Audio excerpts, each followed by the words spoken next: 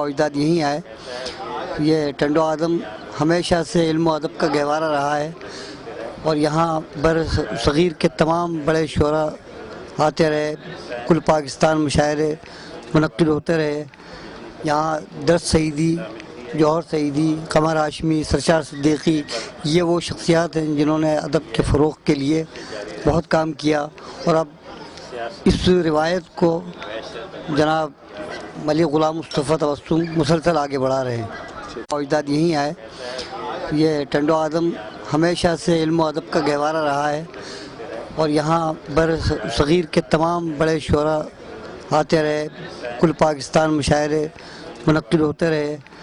یہاں درس سعیدی، جوہر سعیدی، قمر ہاشمی، سرشار صدیقی، یہ وہ شخصیات ہیں جنہوں نے ادب کے فروغ کے لیے بہت کام کیا اور اب اس روایت کو جناب